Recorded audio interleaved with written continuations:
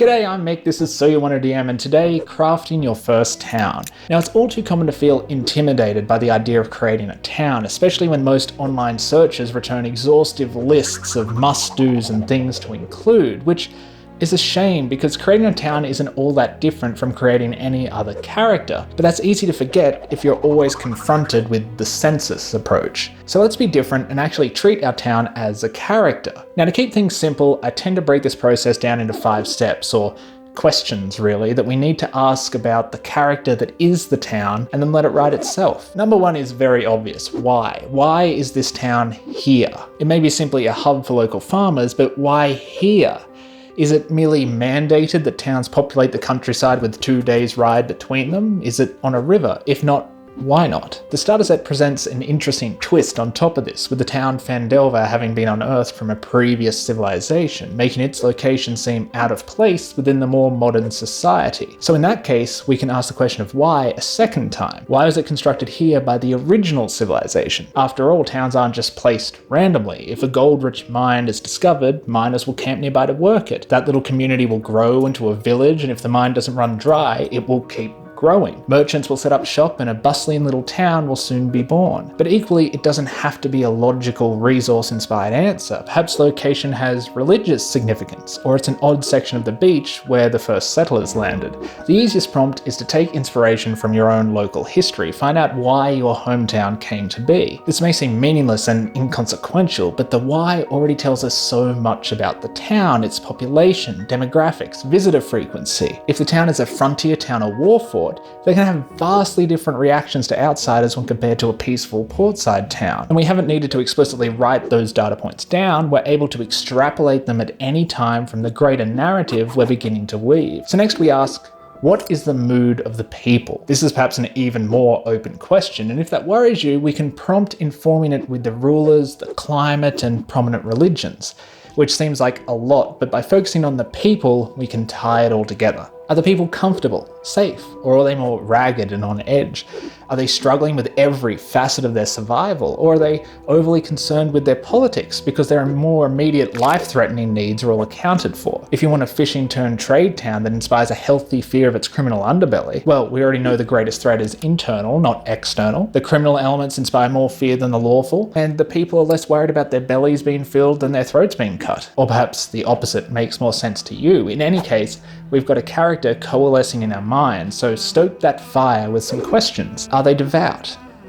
Yes and no. There's a dwindling faith in the sea gods from when the town still fed itself. Now, the luck goddess is invoked more often than not when wandering through the seedier parts of town. How has the underbelly come to such a position of power? Well, the law was established by the larger fisheries turned merchants banding together to protect themselves and their profits. So their primary concern is protecting their own assets, not the commoners. And if we say you're working with your own larger constraints, having embedded this town in a greater kingdom in your setting that demands some thirdborn being sent here to rule as Earl, what can we build upon that? Well, their power is only in name, as there's no external threat warranting a military under their command, and the crown has no interest in paying for a garrison when the local merchants are happy to provide their own. What are the prompts that we have? Climate. How does the weather make people feel? Dread. The rainy season buckets for days at a time, and when the storms hit, any boat unshielded by the breakwater doesn't stand a chance. You can see by focusing on the impact on the people, we are able to once again tell a story behind the go-to bullet points that informs far more than they alone ever could. We can already reasonably conclude finer details of the town when we need to, from the road quality right down to the level of clothing. So step 3, quirk it up. What will be remembered from a visit to this town? This could be anything from decorations to traditions. For a real-world example, we could say Melbourne. There's graffiti laneways and spending $15 for half a cup of coffee that you have to make yourself. And Sydney, well, you'd remember the bridge and being stabbed in Central Tunnel. In our stormy fella, we could say the children make the most of the mud and rain by crafting makeshift toboggans and rocketing down towards the docks. Perhaps in the first few days after a large storm, brightly coloured octopus wash up on the shore and there's a rush to collect them and throw the smaller, more orange-looking ones back so they'll be bigger next time. Or how about there's a strong, foul-smelling lacquer coming from the shipmakers' buildings that the locals are oblivious to, having acclimated, but visitors find it unbearable. So a visiting fragrance maker saw an opening to set up shop selling vastly marked up vials of perfume to visiting parties who want a more palatable experience. Quirks are a lot of fun to make, to me anyway, and you can easily get on a roll, which is nothing to worry about. You're not going to ever make too many quirks. Really, these are just the small stories that make a town feel alive. So step 4, destination pieces. These are the people and places that you want to create in advance rather than pulling from a wildcard list, and you never need as many as you think you do. What I mean by that is maybe the town master, the blacksmith, and in the case of our fishing town, whoever runs the boatyards. They are all destination pieces. These are the characters and places you're almost certain the players will be interacting with or have a major impact on the town, as opposed to the less likely vendors, the odd guard or fisherman that the players might approach, for whom you can make some wildcard characters, as I've talked about before, who you can slide into that role when required. This will really help you cut down on the work and preparation whilst preserving the depth, individuality and complexity of the characters. I've run through creating NPCs a few times before, so let's focus on making a location instead. The main inn, or perhaps you want two, so the players have a real choice in their lodgings. What are their characters? One surely must be cheaper than the other, catering to seedier, filthier types, so there's probably heavy tracks of mud in there, whilst the other might have a cattle grid style gutter at the entrance to scrape the worst off your boots. The cheap one, does it smell of spilt beer? Perhaps it's so close to the ship makers that it can't smell of anything other than lacquer.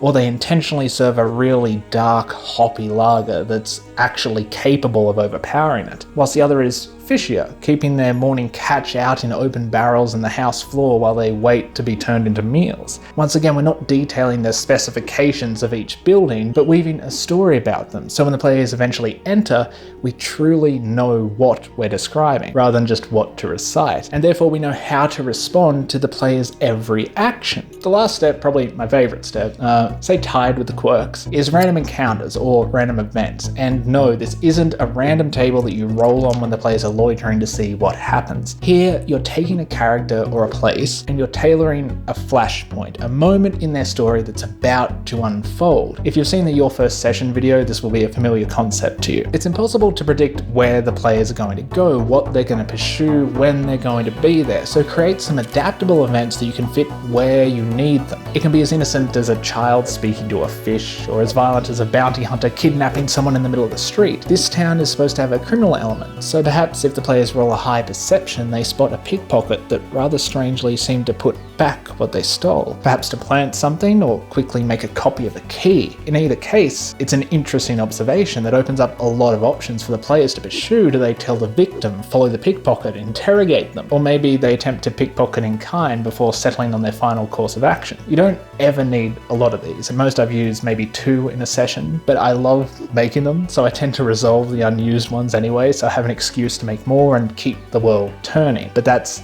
excessive. Don't do that on your first town. The through line here is telling a story, questioning it, and answering with another story. These 5 steps are really just lenses to help us focus that process into the most enlightening, helpful areas. It mightn't feel like we've created anything in the, 10 minutes of this video, but we have more than enough even with this bare bones sped through example to run an interesting, memorable town for our first few sessions. And the great thing about this approach is it's extendable. You can keep adding quirks, destinations, events, little by little whenever you like, without having to rewrite a thing or being restricted by an arbitrary predefined criteria that, at the end of the day, means nothing. Because when we invite players into a town, we're not painting a picture of 7 bakers, 19 barbers, 3 butchers.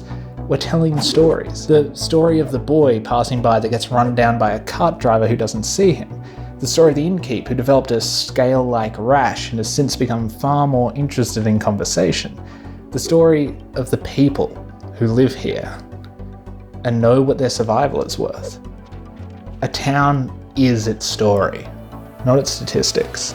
I think as a suffix of sorts, I might include a little blueprint style sheet as I did with Your First Session to rein in your creativity, because this process is very open format and it's very easy to lose yourself in, and suddenly, you've written up 40 odd characters and 24 buildings, which is far beyond what you need for your first town. So I'll pop that down in the Patreon post accompanying this video. Which reminds me, thank you to all my patrons for making these videos possible. As always, if you're liking the channel, share it around or just interact with the videos so YouTube knows they're worth sharing. That means liking, subscribing, ringing the bell, leaving a comment. It's always great to see people asking and answering questions in the comments, so let me know what your favourite quirks are about your own towns as a DM or as a player. At the time of recording, I'm in the middle of editing a certain Mollymock episode breakdown, which if you're a patron, you should already have on your feed when this goes live on YouTube. That should be everything, so until next time, I'll see you down under in the comments.